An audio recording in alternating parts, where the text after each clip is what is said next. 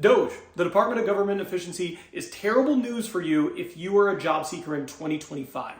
The Department of Government Efficiency is an initiative led by Elon Musk at the request of Donald Trump, and it is sending shockwaves through government employees. And it's not going to end there. If you are a candidate or you are someone who is looking to make a job change in 2025, it is actually terrible news for you. Today's video, I'm going to explain why. Let's go. So first things first, for quite some time, economists have been looking at 2025 as a year that the economy would bounce back. Generally speaking, the US economy has been decent when compared to other wealthy nations throughout the world, but from a job seeker perspective, it has still been a pretty challenging market. There's a lot of candidates and few jobs. So 2025 was supposed to be when everything gets better. Economists have been predicting that, but the reality is it is off to a very slow start right now. So while many people have hoped that 2025 would bring good news, the reality is the job market is still soft. There has not been that uptick that people were expecting, and there have been a ton of layoffs so far in 2025. You can look at Meta, you can look at Google. There have continued to be these tech layoffs that have happened pretty much yearly over the last couple of years, but in part because of AI. Incorporating that into what they are doing on a day-to-day basis, we have seen a lot of tech layoffs continue into 2025. But what's happening with DOGE, the Department of Government Efficiency, is continuing to make the situation worse. Now, people have come to expect tech layoffs and things of that nature. But DOGE has introduced an entirely new factor that is having a massive impact in the market. Now, the whole point of DOGE is they are supposed to be looking at redundancy and waste, right? Taxpayers, you, me, we pay in, and apparently, according to those who are talking about the benefits of DOGE, there is massive waste happening. So what Elon Musk has been tasked with doing at the request of Donald Trump is to look at the government and reduce spend in a significant way. However, I think there is a lot more happening there than people initially thought. There's not just looking at, okay, where are we wasting money? There has been talk of drastic reductions in force that is pretty unprecedented and unexpected.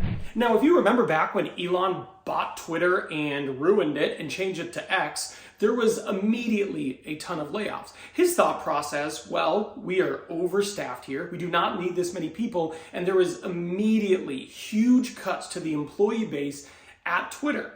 And he seems to be doing the exact same thing now that he's looking into the government, looking into government spending, and looking at the employment count of people who work for the US government. Okay, so first off, I want to say this is incredibly unprecedented.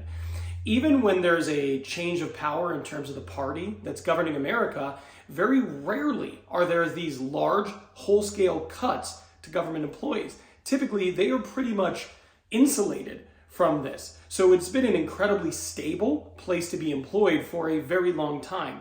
So first and foremost, this is incredibly unprecedented to have a change in leadership in the United States and for there to almost immediately be giant cuts into the government and different government agencies. Now, one of the things that's really concerning about this is top economists are considering this to be a massive threat to the US economy. There has been some momentum, but they are saying that this is something that could jeopardize that momentum and actually cause huge adverse impacts to the US economy. So Toastin Slock, for example, he's the chief economist at Apollo Global Management. He has said that this is a huge issue.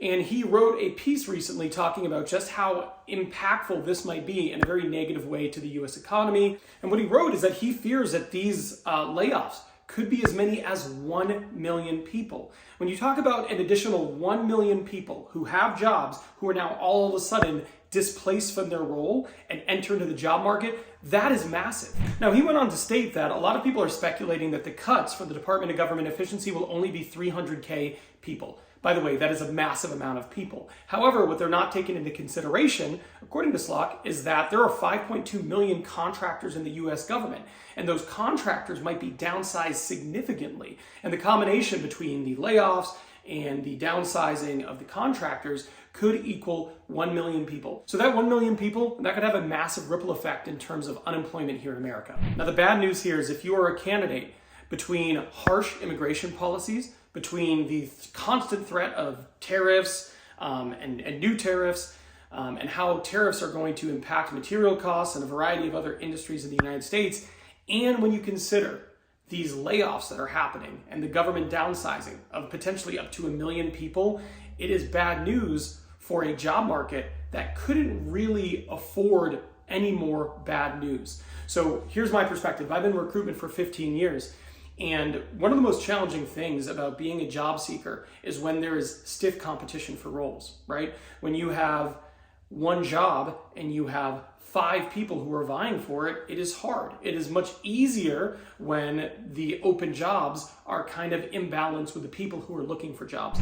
But we're talking about adding just 1 million additional candidates, people who are downsized from the government, people who are let go, people who are now going to be interviewing and competing for the same jobs that people have been looking for some time. It is going to make it so much harder to be a candidate in the United States. The other day I read an article about somebody who has been looking for a job since 2023, and this was a tech worker, and they have had an incredibly challenging time.